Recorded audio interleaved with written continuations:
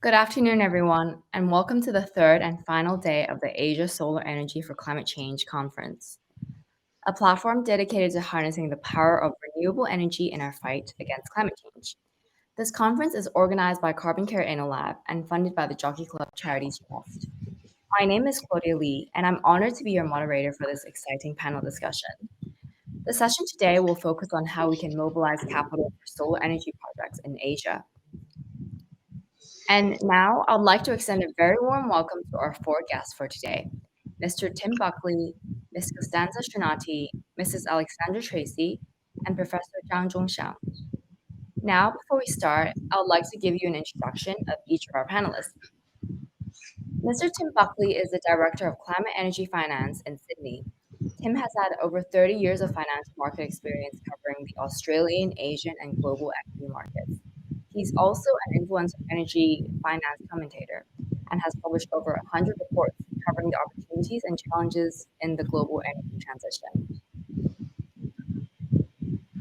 And Mrs. Costanza Srinati is a senior analyst for Climate Policy Initiative.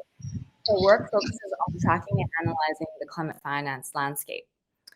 Before working for CPI, Costanza also worked at the International Renewable Energy Agency, leading analysis on renewables and energy transition financing. Our third guest is Mrs. Alexandra Tracy, who is the founder and president of Hoiping Ventures. She launched Hoiping Ventures to provide research and consulting for low-carbon energy and infrastructure in Asia's emerging markets. Mrs. Alexandra Tracy is also the head of research at Carbonless Asia. She is a private sector advisor to the World Bank's climate investment funds and previously performed the same role at the UN Green Climate Fund. And last but not least, we have Professor Zhang Zhongxiang with us, who is the founding dean and a very distinguished university professor at the Ma Yinshu School of Economics at Tianjin University. He also serves on the editorial boards of 10 other international journals, including Climate Policy and Environmental Science and Policy. Professor Zhang has been ranked by Stanford as one of the world's top 1% of scientists. So in this session, we'll look at various financing mechanisms that can accelerate the deployment of sustainable energy finance in Asia. The panel will start with sharing by each of the speakers right after I speak, and then followed by a panel discussion, and then finally we'll open the floor to Q&A from the participants. So now I'm excited to officially start with the presentation section of our panel discussion. And our very first guest that will be presenting will be Mr. Tim Buckley, who is the Director of Climate Energy Finance in Sydney. Hi, Tim. If you are ready to present, we're also ready. Excellent. Good afternoon, everyone. So I'm going to talk about mobilizing capital and in particular focusing on the key markets of China. I'll touch on India and also how the global solar landscape is changing, and I'll touch on my home country of Australia. So I work in a public interest think tank, and I probably should start by acknowledging the traditional owners of the land on which I'm coming to you from, which is the Gadigal people of the Eora Nation here in Sydney, Australia. So if we jump into the next slide, please, and then one more, we'll jump straight into the content. So I'm going to talk about China's absolute global dominance of the world's decarbonized industries of the future, and in particular solar, and then talk about the manufacturing of solar, which gives a very, very strong sign to me that we are in for a sustained period of further solar deflation. I'll touch on the Inflation Reduction Act. I know this is an Asian focus, but at the end of the day, I think the $1 trillion government subsidy from the US into energy transition has really put America back in the race and changes everything. So we've got a bit of a race to the top. So with that, I'll jump to the next slide. Just maybe to set the scene, I mean, I think everyone on this call is very, very aware of the ongoing deflation of solar for the last decade. And what we've heard a lot about, particularly in my country, in Australia, is the increased cost of solar in the last 2 years. And this is Bloomberg New Energy Finance's data showing a material increase in PPAs up to power purchase agreements up to about $60 a megawatt hour on average. But I would put that in the context that we have just come through 2 years of hyperinflation when it comes to fossil fuels. So the gas price, everyone should be aware, the LNG price rose almost a thousandfold. The coal price has gone up 800%. Now we're going back down towards more normal levels, but the coal price today is still the international traded coal price of around $150 a ton, $140 a ton. It's still double the long-term average. So I put that in context that solar's seen 20, 30, 40% inflation.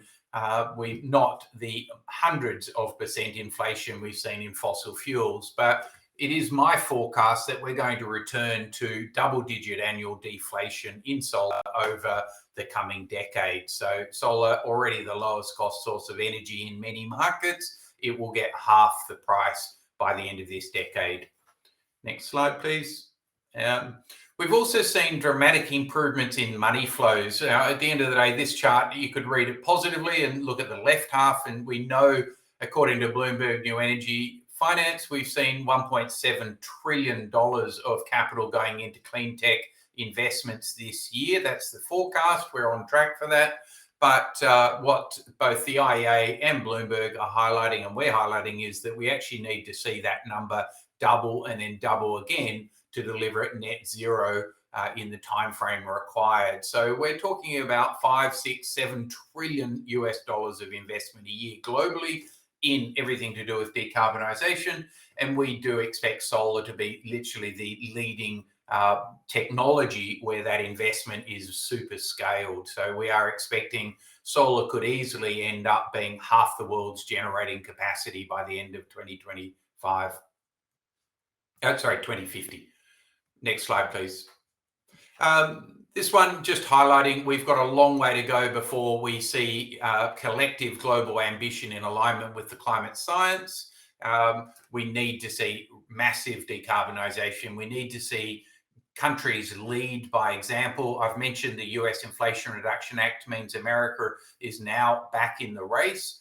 We've got China probably leading the race globally. We've got India moving, we've got Japan and Europe moving, and Australia's finally moving. What we do really categorically need to see is the Paris Agreement fulfilled, and that is common but differentiated responsibility. We've got to see the developed world actually work constructively to crowd in finance to the developing world to ensure the entire economy globally decarbonizes. So on this slide, this is just a chart I use to remind a lot of the people I'm speaking to that we are seeing dramatic changes, and we're not talking about a gradual or slow moving transition. We're talking about a massive disruption that's happening globally this decade. It's, if anything, been accentuated by Putin's invasion of Ukraine and the massive reminder to everyone of the importance of global supply chain security, energy security, and the implications of that. So what we're seeing last year, 35% growth in solar installs globally, led by China. This year, the IEA is forecasting 30%. But one of the positive aspects and the key themes I've been talking to for a decade is that the world has underestimated the rate of energy disruption, technology disruption, investment disruption. The IEA has been out of sync with the forecast for solar for a decade, and even this year we think they're dramatically underestimating the growth in solar. Now, 30% sounds good. Bloomberg just this week upgraded their 2023 forecast to 392 gigawatts, so almost 50% growth year on year globally. We're also seeing the same sort of investment surge in wind, electric vehicles, batteries, and we're starting to see momentum to align with the trajectory needed. The Bloomberg's just put out the first half data, and here you can see solar in the renewables space is absolutely now dominating. So it's growing dramatically, but a lot of that is coming from China, which I'll come back to. We need to see this spread far, far more geographically widely. It's great, the Chinese leadership, we need to see India treble its momentum. We're seeing America double its momentum, triple its momentum, but it's from a very low level. So there's a lot more momentum globally required. 22% growth year on year is good, but most of that is coming from China.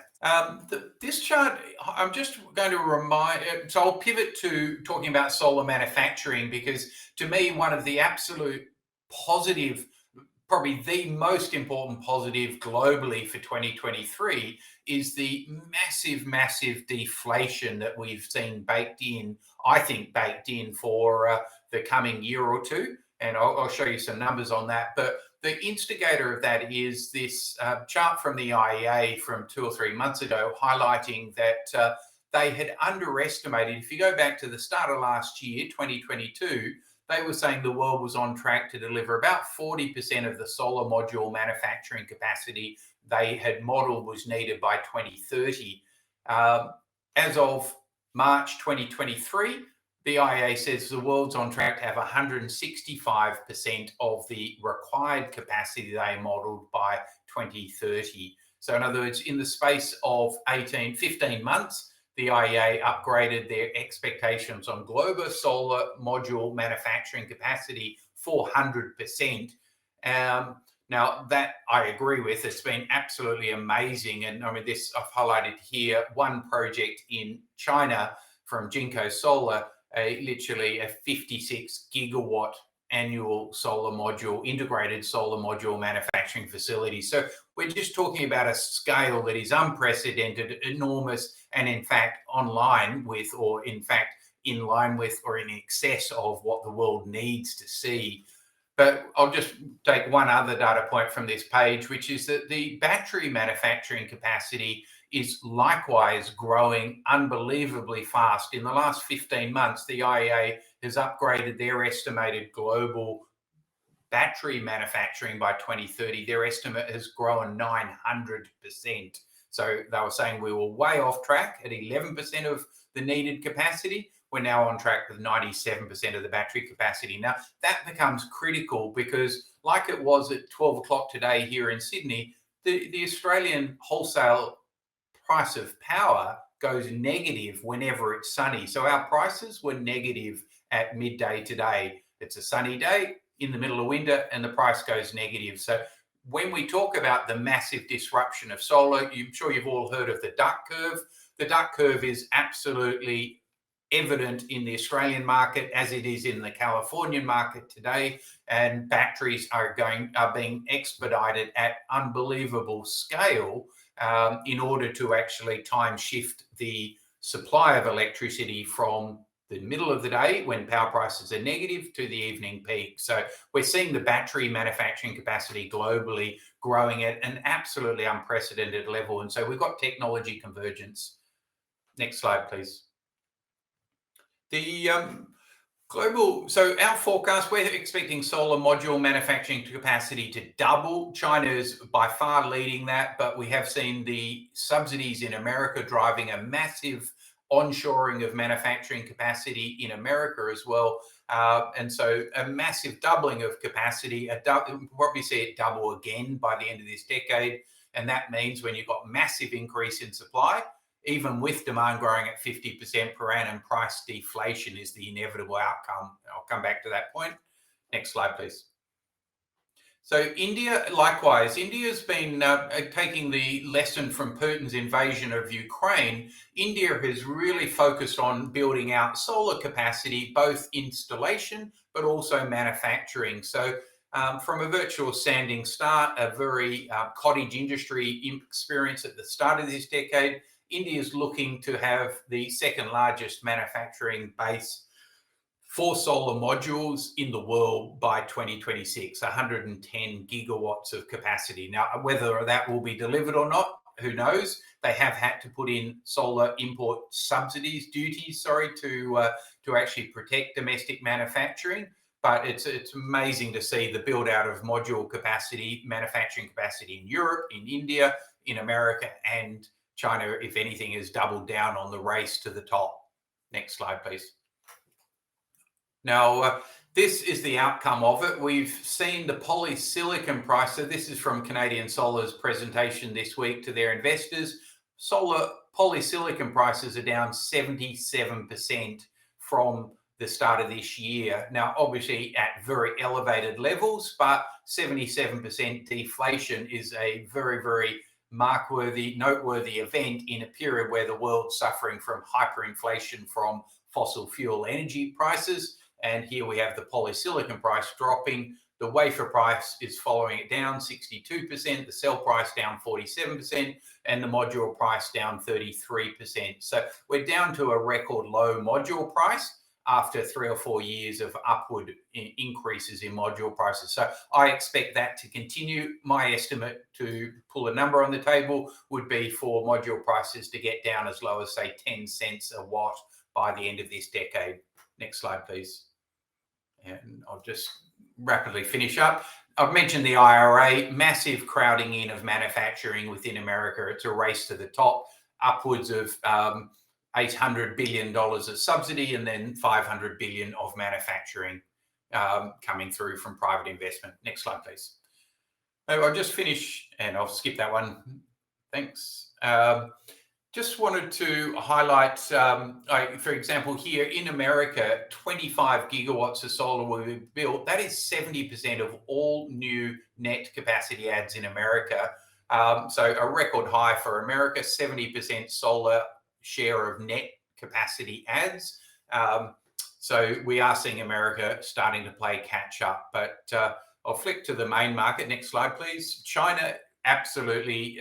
This, to me, is the key punchline. I'm constantly reminding my Australian audiences, China is absolutely the world's leader in decarbonisation. China has already installed 97 gigawatts of new solar capacity in the first 7 months of this year. It is staggering. It is we're literally talking China putting in 6 times as much solar this year as America will, where America is number 2 in the world, and solar installs up 158% year on year. I mean, when China moves, it's staggering to see, and this is sort of almost getting on track with where China needs to do, so that we could, with some slowdown in energy demand growth, so not negative growth, but a slowdown in sustainable economic growth, China could easily reach peak thermal coal consumption in the power sector within the next couple of years, given the magnitude of the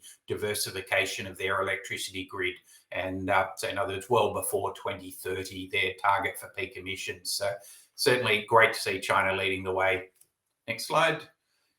India, I've spent the last decade studying the Indian market. India has massive aspiration. The Indian government put out a target earlier this year to invest in 50 gigs of renewable energy capacity adds per year, 40 gigawatts of that being solar per annum. That is unfortunately 3 times the run rate that they're currently running with. Now, the comment on the right, we have seen some really interesting partnerships, because at the end of the day, this is about how do we mobilize finance. India's really leading the world here, where you've got American and North American capital coming into India, partnering with Indian leaders, whether that's BlackRock partnering with Tata Power, whether it's KKR, the biggest private equity firm in the world, partnering with Vedanta. And then we're seeing finance being crowded in here. The Power Finance Corporation is putting money into the financing of debt instruments for solar deployments in India. So we're seeing really good collaboration, and that's a really interesting lesson for emerging markets. China obviously has their own phenomenal financial capacity. A country like India is partnering with Western capital, and they're deploying money at a scale. Now, I'm hoping for a 3-fold uplift in India, and certainly the government policy, the aspiration is there, the capacity there, and the finance is there. So we need to see India now deliver on that. And last one, just Australia. This is out of our intergenerational equity report, which was released yesterday. You'll see that the Australian government is forecasting 150 gigawatts of solar being installed in Australia by 2050. Australia, in other words, half of the total capacity of the grid in Australia. That's the sort of transformation we need to be thinking about. And we're starting to see the capital being crowded in. Now, that's superannuation money. It's, again, global leaders like Brookfield of Canada coming in and offering to deploy $20 billion in solar and wind in Australia. It's companies like AGL, it's companies which is the incumbent utility, and then it's our richest billionaires like Twiggy Forrest is proposing to invest $20 billion in solar deployments. So we're seeing capital coming at it. You get the right policy framework, it's the low-cost source of supply, and the financial markets will take care of the rest. So it's amazing to see the transformation, and I'm probably over, so I'll stop there. Thank you very much for your attention. Thank you so much, Tim, for the very insightful presentation about solar energy capacity in Asia, and it's very inspiring to know how much it's going to grow, and also that like a lot of the institutions are actually underestimating its growth, because that shows us that it's going to grow even more dramatically than what it is believed to be, and that's also very necessary to reach the net zero goals that the world has set. So now I'd like to introduce our next guest, Ms. Costanza Srinati, who's a senior analyst for the Climate Policy Initiative, to share her presentation for this panel.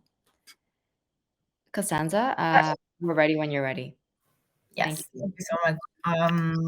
Let me just figure this out again.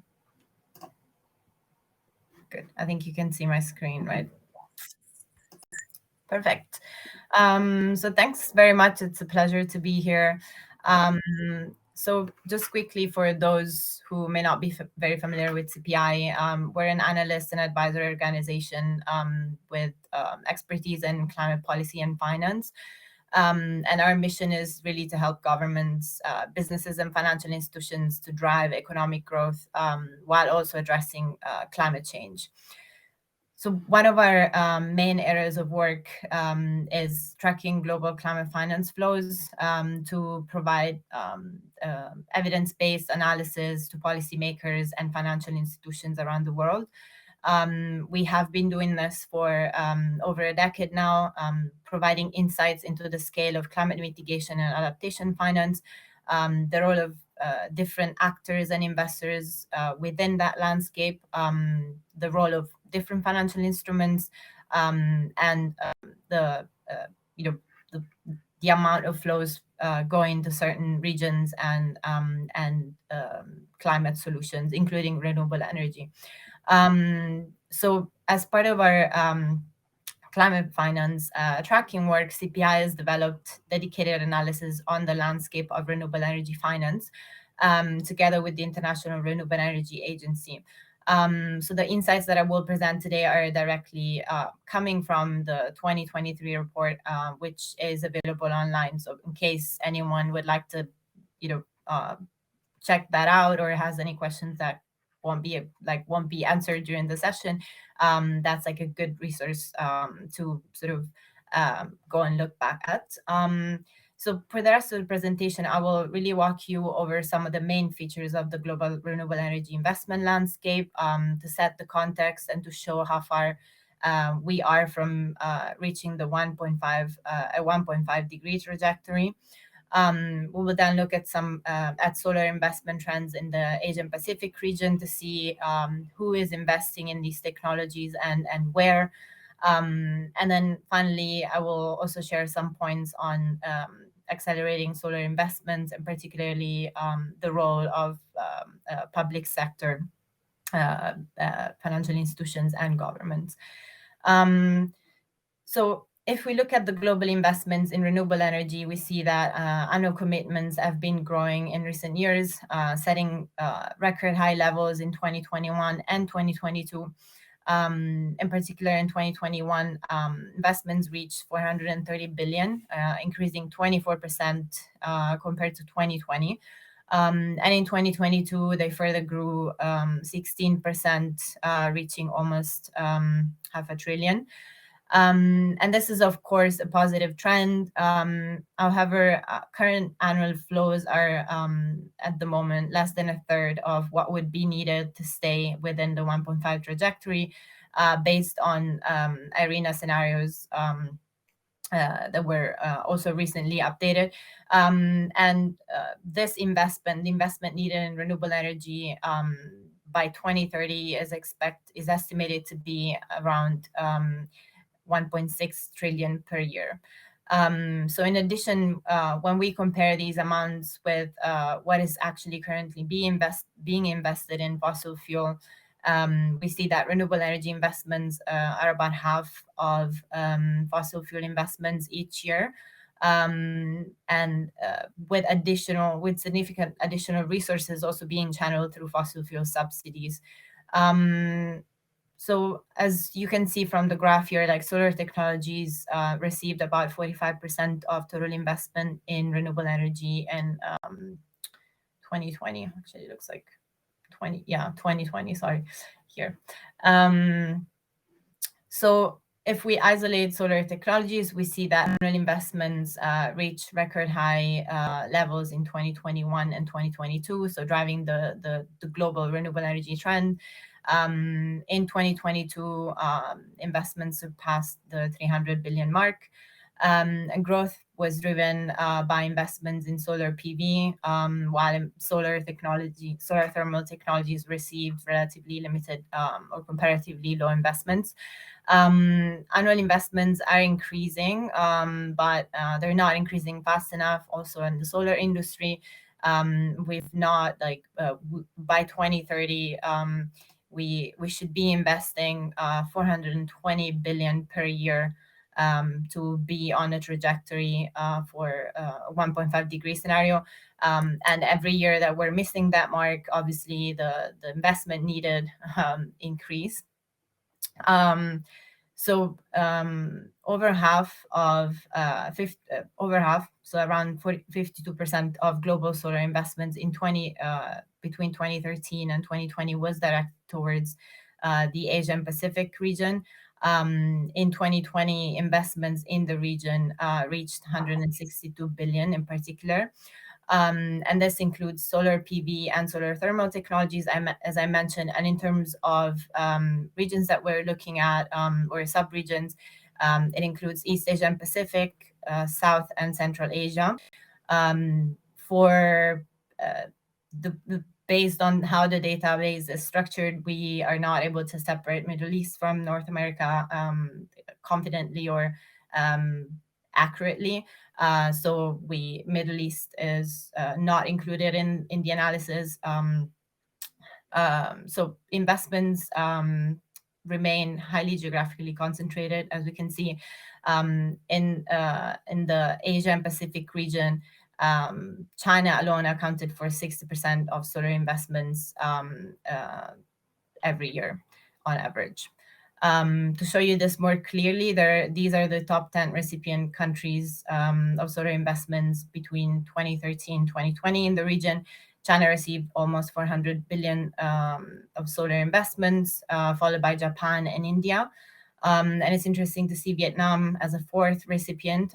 Vietnam saw a 9-fold increase in investments in 2020, reaching around 13.5 billion. And this was driven by the expiration of feed-in tariffs that year, and preliminary data from BNEF shows that after the 2020 expiration date of the feed-in tariff scheme, investments seem to have declined quickly from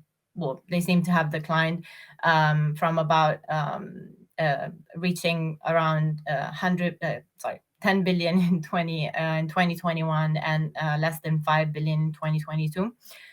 So we clearly see the link with policies and incentives in the case of Vietnam, for example. That's like a recent example. So who's providing solar investments in the region?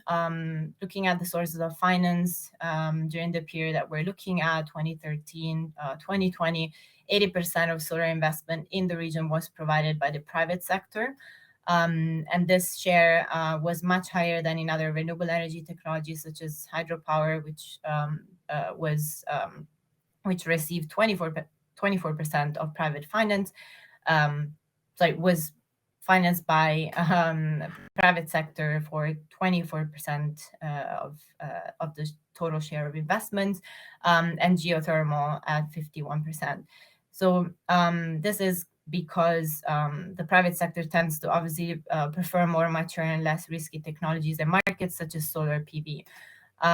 Within the private sector, corporations were the main capital providers, accounting for 70% of private finance, followed by households and commercial financial institutions, both each at 15%. And the role of institutional investors, as we can see here, remained rather limited when it comes to direct investments in new energy assets. On the public sector side, state-owned enterprises, state-owned financial institutions, and together with governments were the main providers of solar investments, accounting for 87% of total public finance. And these are key investors, especially in China. So we know that China drives the trend in the region. So a lot of these trends are driven by Chinese by China, essentially. So how do we accelerate solar investments? I believe the first step is really setting the right policy frameworks. As we saw in countries like China, Japan, and Vietnam, investments are responsive to policy support schemes and incentives. What we need is a combination of credible national deployment targets, so ambition from the government, and in combination with a stable and conducive policy environment. So we need to see ambition from governments to provide the right signals to investors, but also these targets need to be supported by credible policies for investors to actually come in. And this includes obviously a gradual phasing out of fossil fuel subsidies to really level the playing fields with renewables. And second is a more targeted use of public finance, following an approach of doing more with what is available. We know that public resources are limited, especially in the current situation, and especially national resources in developing markets. Many countries are not able to take on more debt at the moment. So MDBs and international development finance institutions have a key role to play here.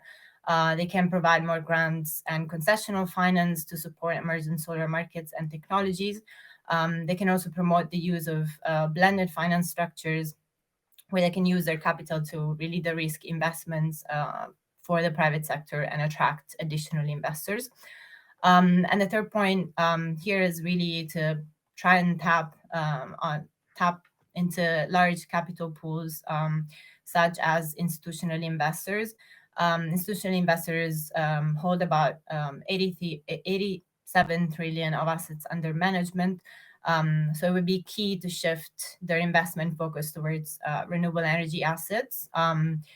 Greater participation of institutional capital will require a combination of effective policies and regulations, but also capital market solutions and vehicles that can address the needs of these investors, such as green bonds. Institutional investors generally invest in already operating assets. They do invest in large, they're looking for large ticket sizes and long-term investments. So providing and creating the right instruments for them to invest in the sector is also fundamental. And then additional or increased participation of institutional investors will also require a variety of internal changes within institutional investors themselves, and capacity building for them to really invest in these sectors if they haven't before. Yeah, I'll stop here, but thank you so much. I'm looking forward to the discussion. Thank you, Costanza, for giving us this very useful overview of solar investment trends. I think it's really useful to be able to compare and contrast the trends and also to understand ways we can accelerate solar investments. So, our next guest is Mrs. Alexandra Tracy, who is the founder and president of Hoiping Ventures. So, Alexandra, we're ready when you're ready. Good afternoon, everybody. It's a great pleasure to be here. Thank you very much for the invitation. Let me see if I can make the slides work. So I'm going to echo some of the points that Costanza made actually at the end of her presentation. If we could move to the next slide. So as Tim has mentioned, and also Costanza, there's been tremendously rapid growth of solar capacity in a number of countries across the region. Clearly, China, Japan, India, Vietnam are way out in front. Indonesia and the Philippines are forecasting extremely rapid growth to 2030 from a very low base. And many of these countries, I think, have an increasingly robust operating track record and proven capacity to raise funds. However, this is not the case across many other countries in the region. Solar projects do struggle to attract capital, especially in the more emerging and frontier markets, for a number of reasons, some of which are quite familiar: cross-border and country risk, lack of a mature regulatory framework, maybe insufficient incentives for investment, concerns about the credit quality of power off-takers, and so on. And of course, underdeveloped supply chains and lack of grid connections in many rural and island areas. So, concessional finance,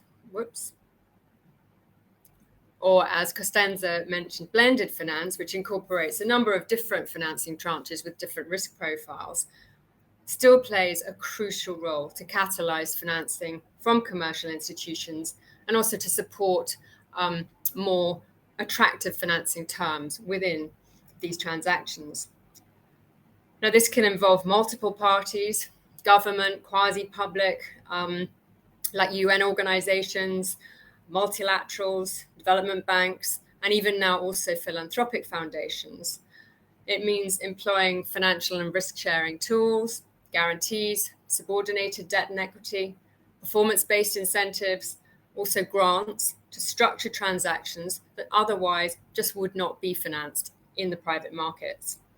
So what I thought I would do in the next few minutes is just to go briefly through some case studies of transactions where use of concessional capital has successfully mobilized private financing for solar power in Asia, and where this intervention has helped to increase local investment appetite and create really commercial financing pipelines that can now stand on their own.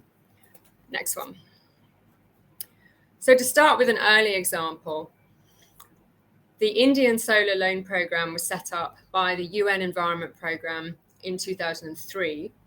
Large-scale rollout of rooftop solar on homes and community buildings in rural areas was seen as essential to give local communities access to a reliable electricity supply.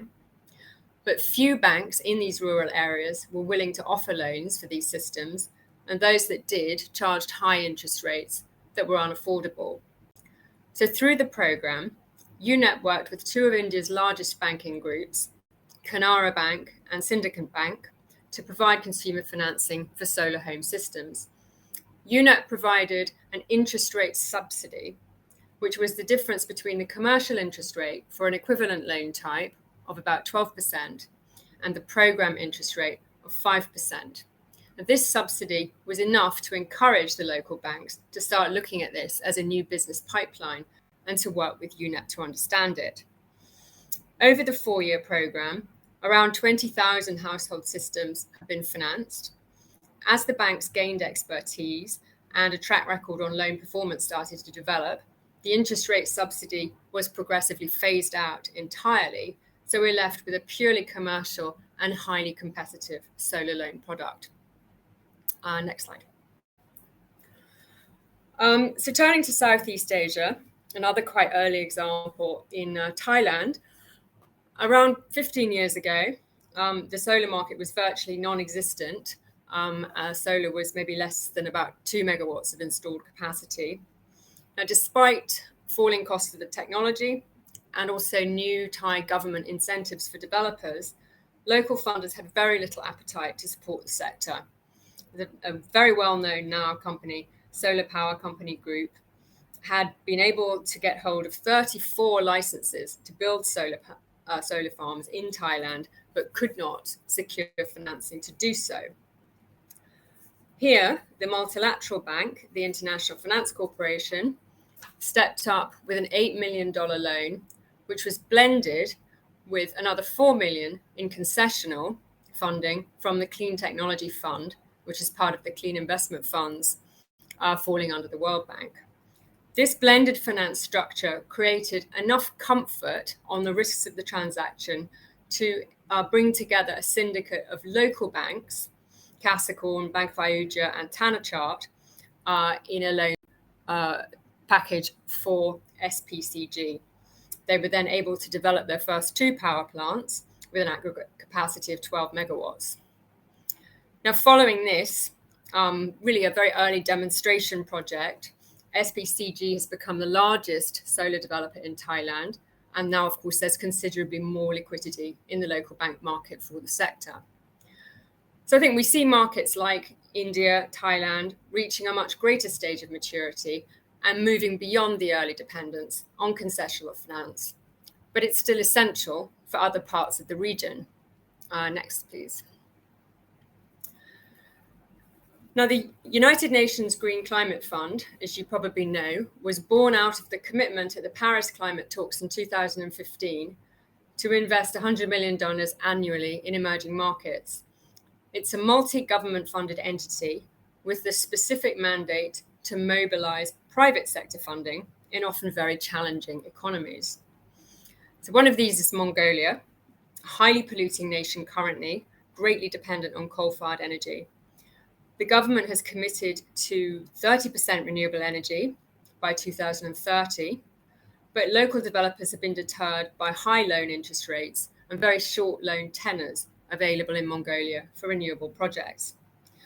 So the GCF worked with Bank in Mongolia to provide debt finance for the development of the Sumba Som solar PV farm with a capacity of 10 megawatts. This is forecast to provide Mongolia with 20% of its solar power by 2030.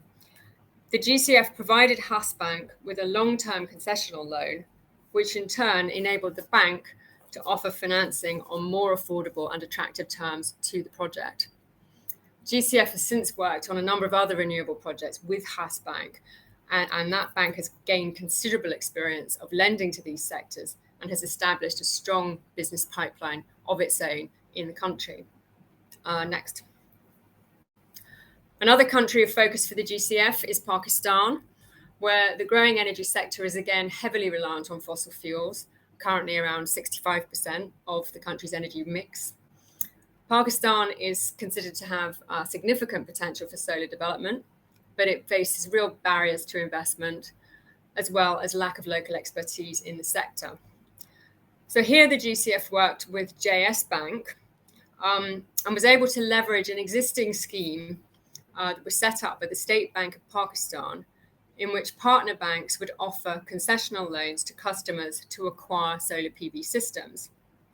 But within that existing scheme, the loans required the borrower to put up collateral, which is very difficult for many of them, and the loans were still too expensive for many of the potential customers. So in this case, the GCF provided JS Bank with a guarantee facility to reduce the risk of non-performing loans, which enabled JS Bank to offer itself more highly concessional and also collateral-free loans to a pool of previously unreachable customers. GCF also provided a grant here to fund technical assistance to improve the skills of solar PV vendors in the area and raise market awareness of climate change risks and the benefits of renewable energy solutions. And through this intervention from the GCF, JS Bank is able to provide financing for around 4,000 distributed solar PV products for households, agribusinesses, and SMEs.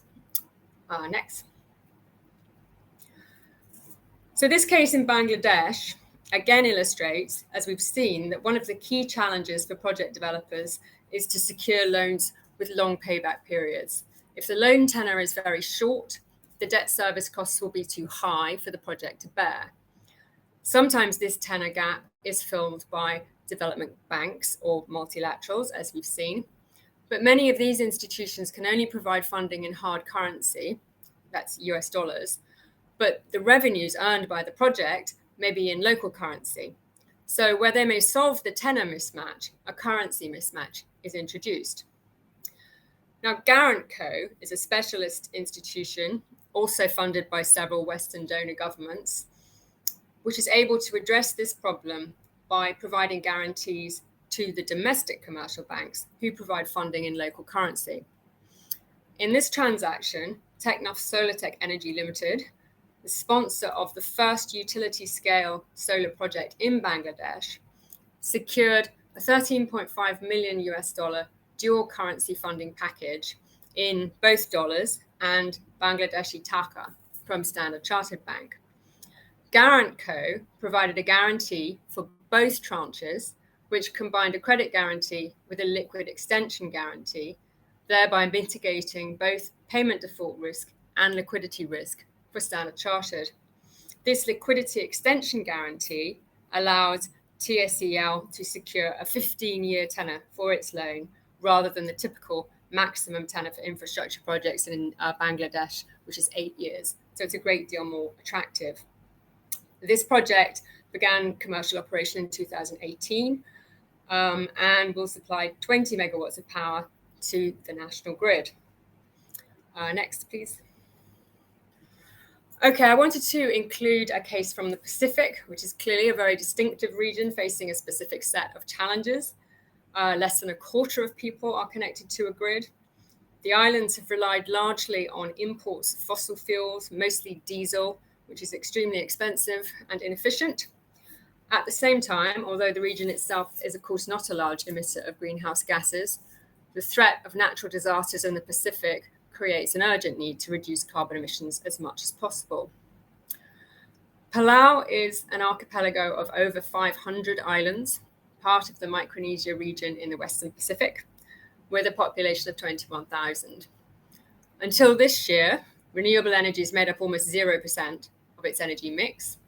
But in the summer, Palau commissioned its first large-scale solar plus storage project, the largest power plant of its kind in the Western Pacific region.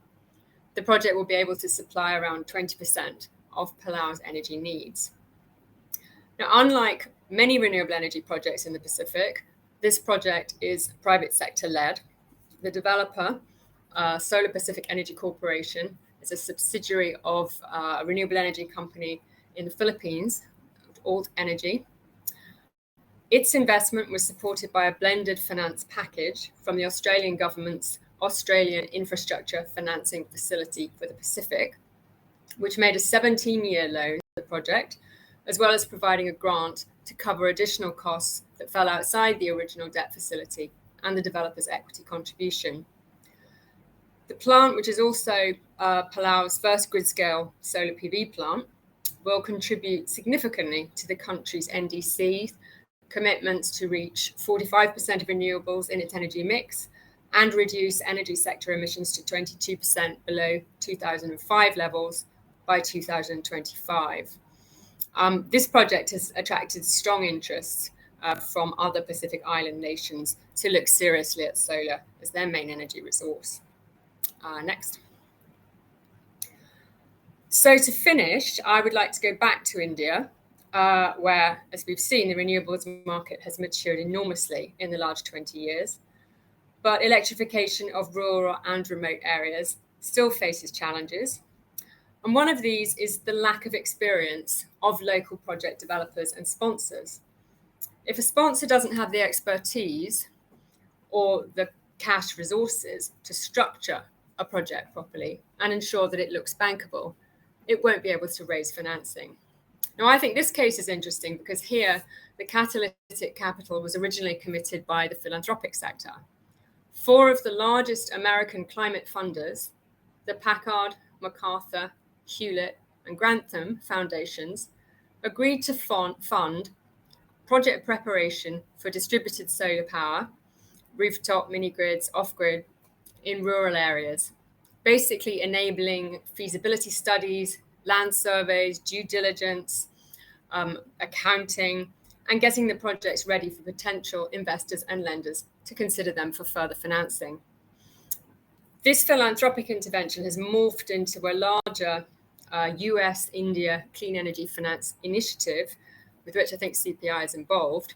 It's still supported by the 4 foundations, as well as the Indian government, and provides grants which support preparation of distributed solar projects for consideration for long-term financing from the US government's OPIC, Overseas Private Investment Corporation, and also other development finance institutions. And then their involvement in these projects will in turn help to catalyze additional investment from the private sector. Next. So I hope these cases have demonstrated some of the different ways in which concessional capital has been used to mobilize private financing for solar projects in Asia. There are many more precedents to look at where this model has already successfully developed local markets, and many, many opportunities to replicate, modify, and scale these up in other markets where they still play a key role. Thank you. It's a very insightful presentation, and it's really interesting that you shared some examples of concessional finance structures. And also, I think it's really good to know that they're offering finance for developing countries who may not otherwise receive as much investor support for renewables, for their renewables development. So thank you very much for your presentation. Our next and final guest speaker is Professor Zhang Zhongxiang, who is a distinguished university professor at the School of Economics at Tianjin University. Professor Zhang, are you ready to present? Yes. Thank you. Can you see my screen? Yes, Okay, thank you very much. First of all, thanks Organiser for invitation and to join the distinguished panel for these discussions. And this session talk about the mobilize financial capitals for PV. So that implicitly means that we really need to more investment, more development, more deployment of PV. And that's also, so if you want to have this kind of the positive health development, we really have to have the healthy global supply chain related to solar PVs. So this is come to this use all this, just like previous speaker said, is China dominance, and actually it's also some other issue which have not discussed about the vulnerabilities. So that reason we really should look at this. So this will be the focus of my presentation. And first of all, let me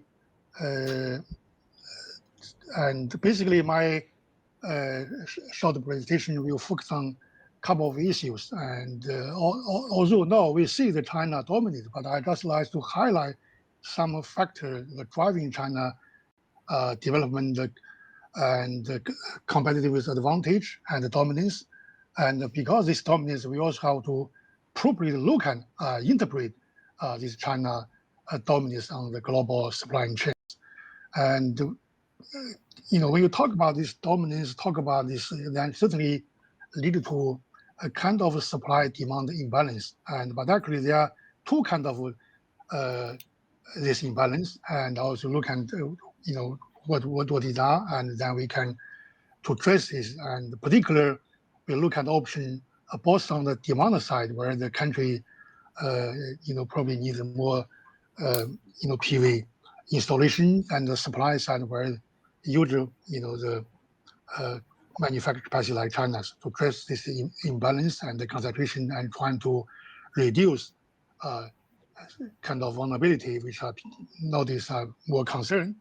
And then later on, we finally look at from global perspective how to make this this kind of supply chain more healthy, and both for developing side, also on the supply side. So this is basically the issue which I'm like to address with in this session.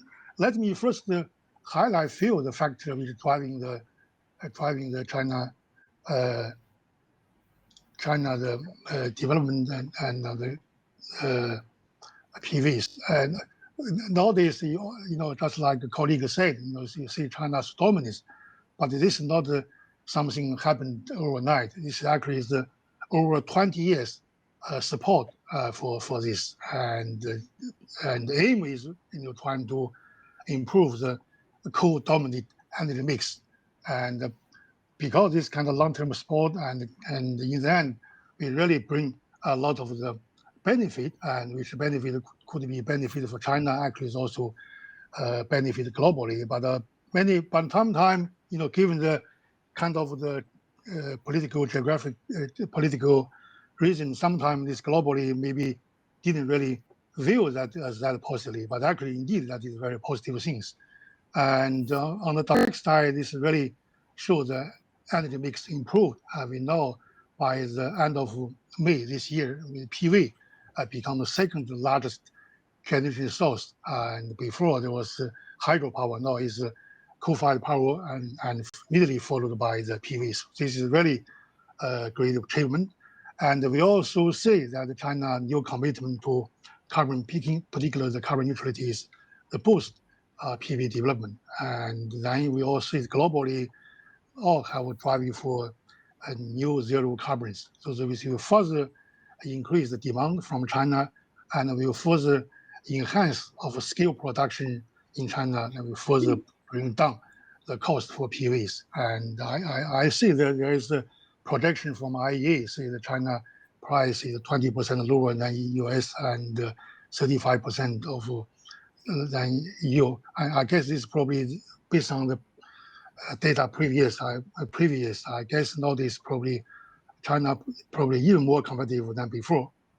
But on the other hand, in additional about say the factor, there are also some other factors which explain why China enjoy competitiveness, and this is probably a larger variation like energy price probably lower, and labor cost lower, investment overhead lower, all these kind of things, and the permitting is shorter, all the kind of things. And so this is the realities. You have good policy to driving things. Meantime, there are also some Chinese characters, Chinese factors, which is different from the Western world and makes the Chinese become even more competitive.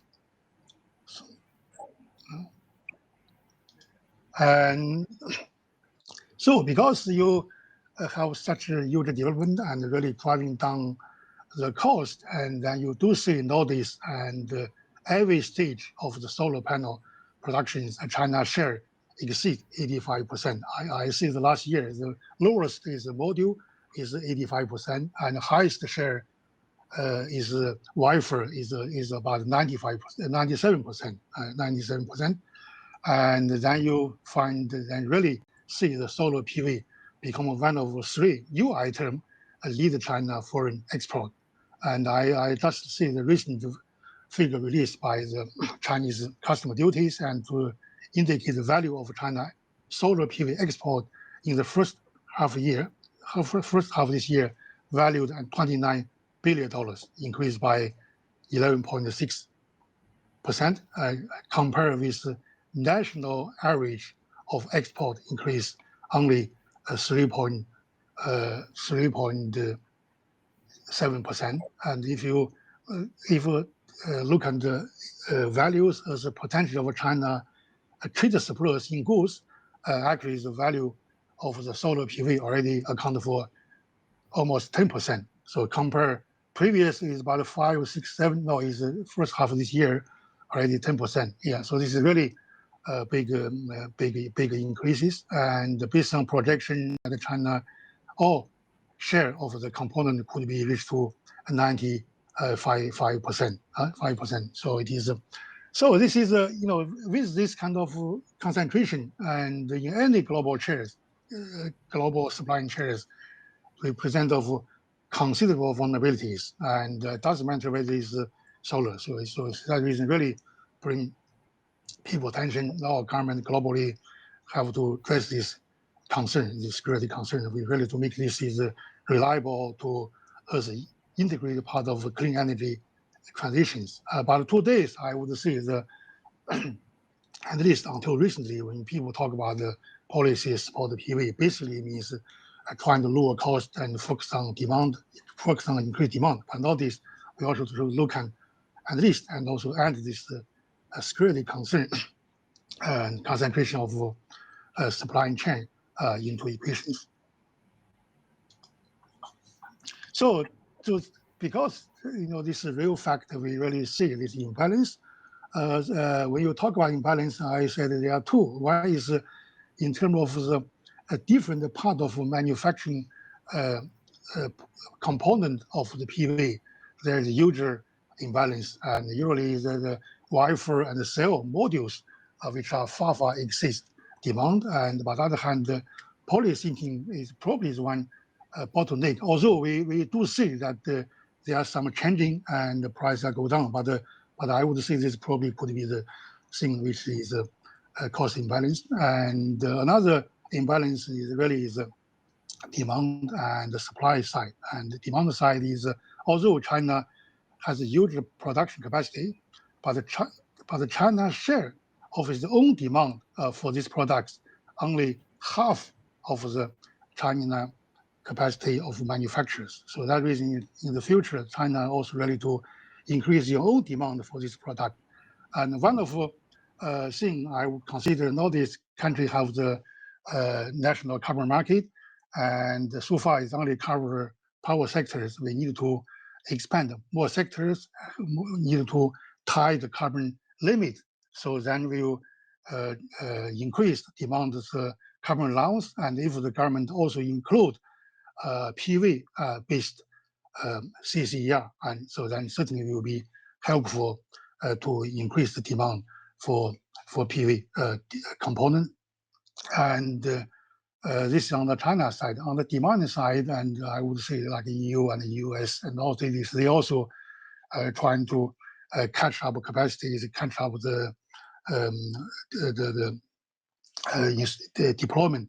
Basically, I would say they rely on the two policy options. One is increasing rely on trade restrictions, restrict those products from China, from South Asia countries, which are much more competitive than the product from the US and EU. Another one is trying to build their own capacities, expand domestic productions. So let me focus on these two aspects. Regarding the increasing reliance trade restrictions, and this is to some extent understandable. It is is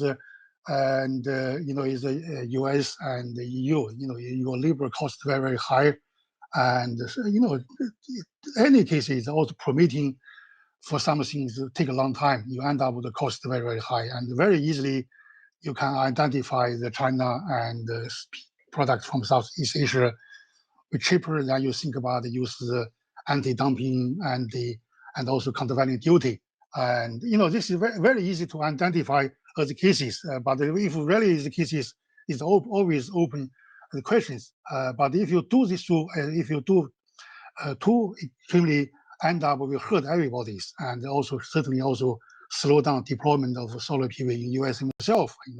For example, in the deployment in US 2022 is lower than in 2021, partially because the anti-dumping countervailing duty on China and for South Asia countries. And later on, progress recognize these issues, then they suspend imposing this tariff for 2 years for South Asia countries, but still imposed on China. Then you find a lot of China capacity move to the South Asia, and that probably will come to the US, and probably through this kind of thing, certainly will reduce some direct import from China, but on the other hand, will increase much high prices, high cost for US consumers. So this is the one aspect, and you do see recent years this trade restriction and policy used for this much more frankly than used to be, probably cover 20% of global demand, except including China. So this is one really we have to look and take a more cautious. Another one, it is you increase the domestic expansions and for the domestic manufacturing, and focus on the new zero industrial plan in the EU, and intend to increase the PV domestic capacity to meet the 45% demand by 2020s. So what do you mean by 2045 demand by 2030? That basically means 24 times that of current capacity. So this is a huge increase. What I like to, to be objectively, to be neutral speaking, some option taken by a developing country like US and the EU is understandable. And like before the pandemic, all investment in China, Western US in China, they actually already started the so-called China Plus One, and don't put all egg in one basket. So they have maybe in China probably, and also some other product species in somewhere outside China, they're trying to reduce risk. So this is understandable, and particular during the pandemic, we all see that if you too emphasize the globalization, too emphasize division labor, indeed we make all us exposure to the high risk. This we all experience. So that reason, certain cautious step understandable, but the point is, if you go too far, and that could be problem. That is because if you want to increase your demand capacity largely and go through this so-called local content requirement, that's actually already incorporated in the US IA for the electric car component and the critical minerals through this called so on-showing, near showing, and front showing. This doing. As I said, it is okay to a certain extent, but if you go too far, you have also where the consequence. One consequence is that so far, the global distribution of production, and this is basically driven by the market force, driven by the division of labor and based on the competitive advantage. But if you want to change this fundamentally and by the non-market force like the US doing through the domestic industrial support policy and economic foreign policies, and that is could end up with a lot of tensions, and not only between the US, China, and also US and EU, and particularly if you look at IA about the electric component and critical material, that exactly the cases. That's the reason why follows IA, EU immediately come to have near zero industrial plans. Yeah, so this is one thing. Another even is a constraints is about the hard realities. We all know that if you want to meet this near zero carbon requirement, you will need huge deployment of the PVs, and that certainly will increase huge demand for the critical materials. But the point is to build these processing capacities, and particular and in general building the manufacturing capacities is not that could take a very long time. And so that reason, and if you take this into consideration and you focus on too much on these issues and consider the lead time for mining project, certainly will slow down deployment of PV and will increase the risk of imbalance between the supply and demand, probably also and also hurt US EU meet their goal of carbon neutral goals if they are really take that goal seriously. And so this is something we should really have to look at. And so now let me finally conclude by say a few options and probably more neutral ways. First, I would like to emphasize, and no matter which countries, we all have to see, view, and take resources as a political weapon. This should be forbidden. This is really harm to all. And we not only we already experienced in the OPEC embargo in the 1970s, and also in the 2005 when Russia and Ukraine still friends and a good country in the GIs, and at that time they have the gas price dispute, and Russia gave the Ukraine gas price only quarter of the cost when you sell to the EU consumers. And Russia see, and why we give you this fuel price? Because we see we are good friend country, but if your political attitude toward more EU and more away from Russia, we have to charge you charge you based on the market price. But anyhow, this dispute still is a political tension, and so that reason we should forbid it. And then when you come to this renewable energies, including PVs, and use a lot of these critical minerals, we also should have the consensus and also forbidden restriction on export and import these minimal materials if they are not for political purpose. So it doesn't matter. China should not do that. US, EU also should not do that. So this is we should also have to have some kind of consensus. Another is that we are concerned about China dominance and concerned by the vulnerability of supplies. And I would say that one of the options to address this is that to set the threshold from one single source of import, and based on the first come first served. I see there is one example already done this. That is the EU non-zero industrial plan. Said is although I said they have say that by 2030 some of their critical things have to be at least met by 40%, and that would be lead to huge imbalance between the supply and demand. But there's one thing that I find is interesting, that is also said import from one source should not more than 65%. So I find this 65% is a reasonable threshold for a single source. And so that reason, on the one hand, China, you really have to increase your demand for your products. And in the meantime, other countries also have kind of the constraints, but in the meantime is reasonable constraints, which is to avoid of this kind of the oversupply from one country, and could lead to vulnerability. Also, particularly sometime in this current political, geographical, environmental, sometimes also consider national securities and political reasons. They are also thinking something other national security reasons. So for that reason, I think is 65% given in the EU non-zero industrial plan. I think that is reasonable numbers. Okay, so this is basically what I like to share with you, and I hope and we have some time for discussions. Okay, thank you. Thank you, Professor Zhang, for sharing your insights on China's solar PV development, as well as the economic and geopolitical concerns involved.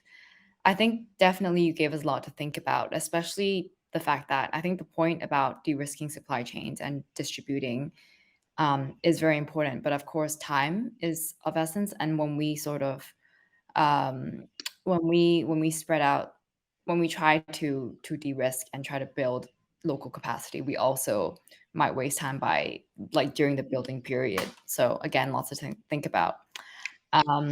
So now we are moving on to the next part of the panel discussion, which is the moderated panel, and we'll spend around 10 minutes of this, and then after that we can open the floor to questions.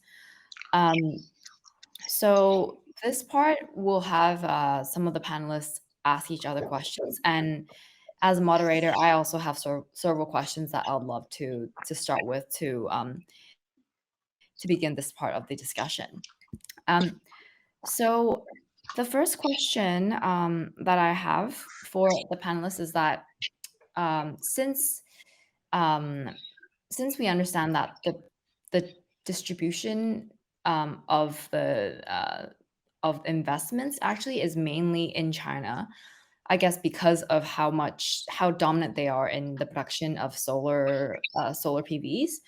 How do we ensure a fair distribution of investments so that other countries, like developing countries in Asia, also get a fair share of the money and also can develop their renewables capacity? And this question is open to all panelists. Claudia, I'd be happy to jump in on that one. It's Tim. Yes, please do. I would firstly say we need to be cautious about taking on China directly in solar supply chain manufacturing. When your question was phrased about the share of the investment dollar, when we think about investing, there is the manufacturing half, and then there is the actual investment in solar projects. It's within country, downstream. And so that China is going to be is very, very dominant in the manufacturing side of it. The reason why I would caution against it is China's integrated solar module manufacturing capacity is so advanced, it is so large scale, and it is so globally dominant. It's going to be really interesting to watch. America is building solar manufacturing capacity, China, India is, and Europe is, but they're only doing it with massive government protection. And so in the case of both India and America, the Indian and American governments have put in 25 to 40% solar module import duties or cell import duties as well. And so they're effectively protecting their domestic manufacturing base. It is, as Professor Sheng talked about, a China plus one strategy. It's necessary globally, but that's the privilege of the rich. America and India and Europe can afford to take on China, where China is absolutely dominant. But for the emerging Asian markets, I would be saying be very careful, because at the end of the day, China's dominance is so extensive, and they do have state government support, absent massive domestic support, manufacturing against the world's leader, particularly given Chinese is absolutely dominant in the technology investment as well. So they are investing 6-7% of revenues every year in new technology development in solar. So trying to keep up with them is going to be really difficult. So, but what I would do is turn that into a positive. Take them as a gift. The Chinese are offering world competitive solar modules, very, very competitively priced, and they will keep going down. I would expect double digits per annum for the rest of this decade. But once you've bought the module, you're enhancing your own domestic manufacturing energy supply chain security. Once you've built the solar project within your country, you have energy security for 25 years. So take the advantage, take the gift that China's offering of really ultra cheap, high class, high quality modules and deploy them. The cost when you think about a 40% import duty that the Americans and the Indians have done, that is a real tax on the consumers of electricity in India and America respectively. And so you're putting in a cost impost onto your energy supply, which is a key competitive advantage countries need to be competitive downstream. So a China plus one strategy, as Professor Sheng said, is a good idea. Maybe what we should be doing is thinking out 2-3 years as India builds out 20, 30, 40, 50, 100 gigawatts of module manufacturing capacity. They're going to have surplus capacity. So I would think about sourcing from top tier one suppliers out of India, so you have effectively two different import channels rather than all being Chinese. So just be wary of taking on China. They are so competitive and so world scale. It will be a pretty aggressive player that competes with them. I definitely agree with your point. Are there any other panelists who'd like to add to this point? I just add one point. I think the team is provide very good additions. But I just want to say that because you use the word fair distributions, and I would say here the fair probably is not the right word, in the sense that because this is, when you talk about the fair, basically means that if you something and this is sourced from the common pool, and if you allocate too much to one sources, that might become then they come to the issues whether it's fair or not. But actually, this is investment in China, and actually, this is come from many areas, and actually many from the China side. They were the investment, so there we don't really take any take from others. It only means when you are when you build up such large scale and you enjoy the large scale economic productions, then you end up more investment. This is but I just want to back to the issue that no matter which countries, when the products technology, which is have the serve the benefit for all human beings, any country, doesn't matter is China and the United States, should not use one as a political weapons and to improperly restriction export, import, and also not properly increase the price improper ways. So this kind of thing, China and the US should be very cautious. And because now we are talking about the PV, I guess certainly China also should wear this. And if there's no such issues, then I would say is that China doing this will benefit all. Actually, many Chinese people sometimes even consider China probably should cut this kind of capacity, because particular in the in this poly things and in the Xinjiang, and you create a lot of environmental. You manufacture multi-poly things is very, very environmental unfriendly. You produce a lot of pollution domestic in China, and you sell the good product to the other countries. So what is the real benefit to you? Actually, this kind of debate in China already a long time. So that reason, that was also say that China also should probably take that view into consideration. But no matter what the reason, then should not use as a political weapon. This is one thing which I should emphasize one more time. Thank you, Professor Zhang. Yeah, I agree with you definitely. Maybe fair is not the right word. There should be something like equal or even, because there is a common goal, right, of reaching the 1.5 degree target, and I think that's what the world is trying to do instead of treating anything as a weapon. So I think we're running a little low on time, so I'm going to skip some of the questions that I have. But I believe one of our panelists, Costanza, has a question to raise as well during this section. So Costanza, if you would like to ask your question, then we can discuss it. Yeah, of course. So my question was really for Alexandra, but anyone, if anyone else has thoughts on that, I'm happy to hear that. I think what I was wondering, if you had to summarize maybe like one to three key lessons learned from your experience working with blended finance, what would these be? Like what works well, what doesn't really work, and what should be improved for blended finance to actually increase and leverage and attract private investment at scale. Thanks. Thank you. Thanks, Constanza. I think I'd like to put that question back to you probably once I've had a go at it. I think you probably have very strong views on it also. For me, it's been a very interesting evolution. I started life as a project finance banker, and we did do, I think, what you'd now call blended finance transactions. So we'd have the ADB or the IFC, people like that, in some of the deals to cover country risk, although we didn't call it blended finance in those days.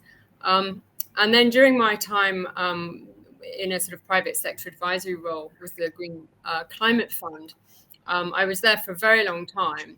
And at the beginning, it was extremely eye-opening and somewhat confusing to me that this very large financial institution spent a huge amount of its time talking about just giving away money, so in the form of grants.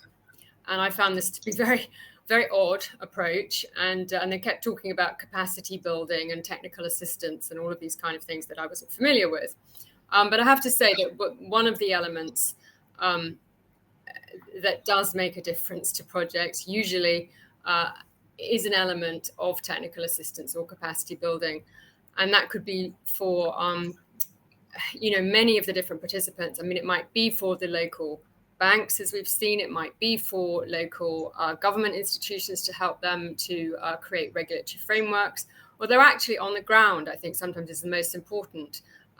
If there isn't a coherent supply chain, maintenance, technical sales program, local financing program, for example, for distributed solar, it's very unlikely to get off the ground.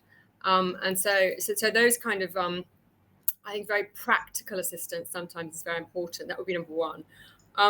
Number two is, I think, to be very clear about who it is you're trying to catalyze funding from.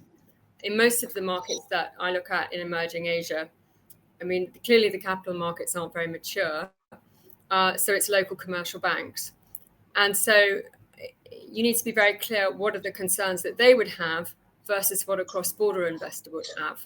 Obviously, foreign currency risk, some of these other cross-border risks are not applicable. But there will be concerns around the technology, the supply chain, those aspects of it which your cross-border investor who's had a longer history with solar maybe more happy with. So I think it's a measure of marrying the two. The third thing, however, though, is that when you structure these blended finance transactions and you have multiple parties who are all covering different risks and you have multiple tranches of financing, is that they're complex and they're time consuming and they're very expensive to do. And so I think what we really need to be striving for is more standardization, less customization, more long-term ability to create, as I think you said, investable vehicles, maybe asset-backed securitization, more conforming products. Thank you, Alexandra, for your answer. So I think now it's a good time to move on to our Q&A session. And we already have some questions from our online participants that they've posed for some of our panelists. So let me start off with a question for Tim. And this question is from Shmuel Yerushalmi. And the question is it according to you that other countries around the world need to learn from China's experience to base the policy in the field of solar energy on massive state and governmental investments in the development of solar energy? Thanks, Claudia. Thank you.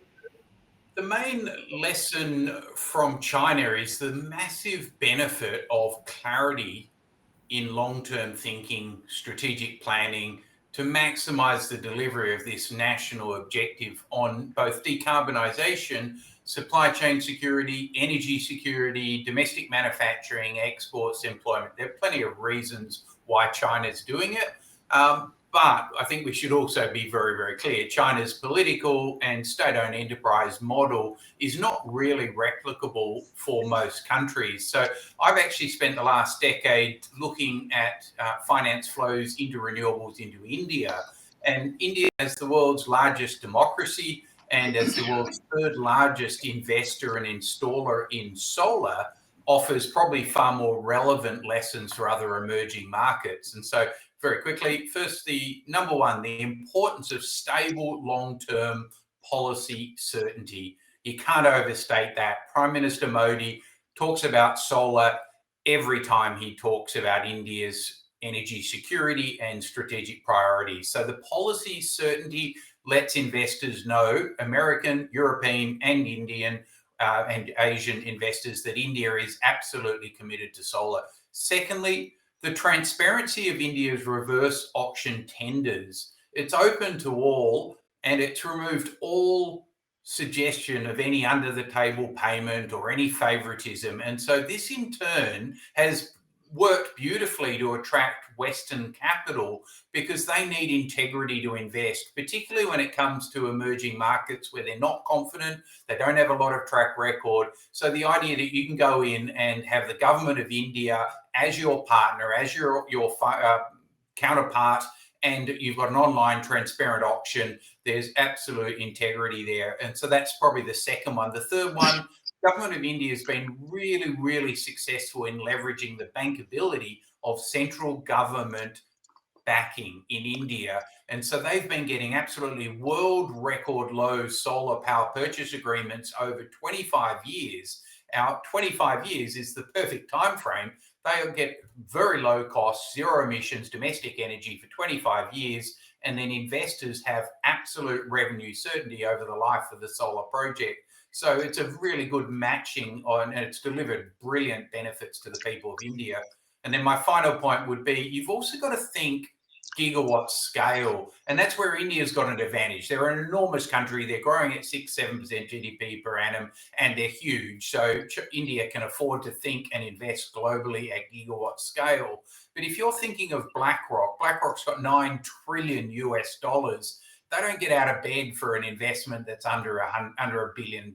So if you're thinking 10 megawatts, 50 megawatts, 100 megawatts, it's too small for the big Western developed country investors. So you really need to think big scale. And that's where Vietnam, for example, got benefited by investing and tendering at gigawatt scale. So think big, use the government balance sheet, go long term, have transparency, and most importantly, have policy certainty enunciated from the Prime Minister or President down. Thank you. Claudia, can I add one point? Yeah, sure.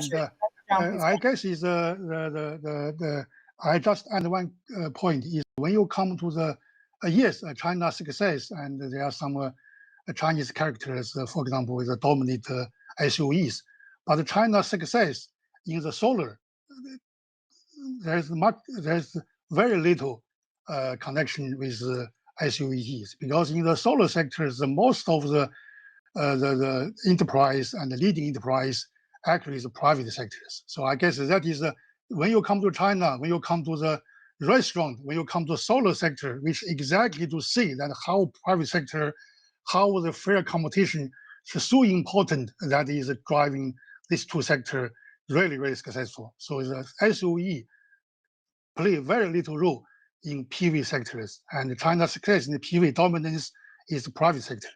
Okay. For your additional point. So we have also another question from Shmuel, and this question is for Costanza.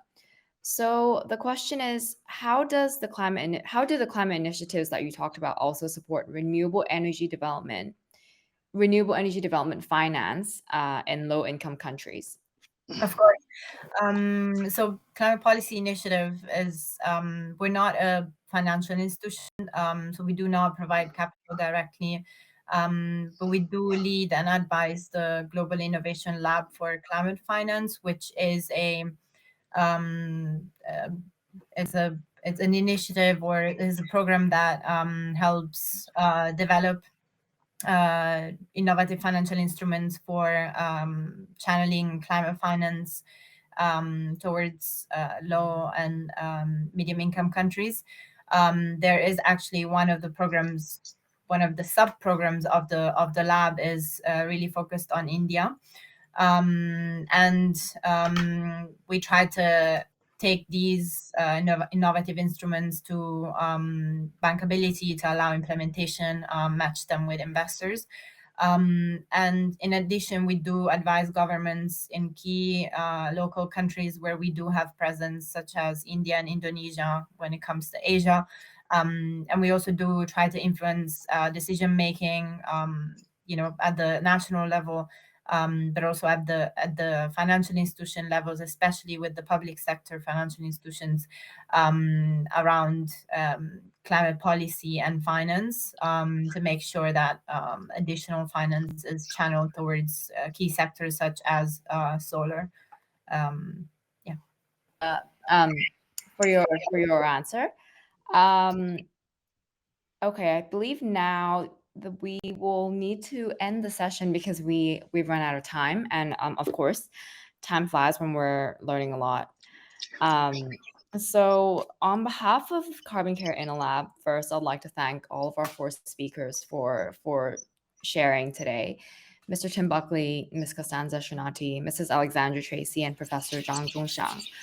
I'm sure all the participants, including myself, took a lot away from the session, like from understanding the deflation of solar costs to the acceleration of investments and production, to learning about concrete blended finance mechanisms in Asia, and some of the challenges there are also yet to scale the production of solar PVs. This session is recorded, so if any of the participants would like to refer back to this session, we'll be sending the recorded videos to all of the participants who signed up. And finally, today is the last day of the conference. And I would like to welcome all the participants and even some of our panelists, if you have time afterwards, to join our final session, which is the Glasgow Climate Pact, from Egypt to COP28, and we'll talk about moving forward with the energy transition, and that will start at 3 p.m. Hong Kong time. So thank you again to all the guests and to all the participants for participating and also asking lots of interesting questions. I would like to end the session now. Thanks all.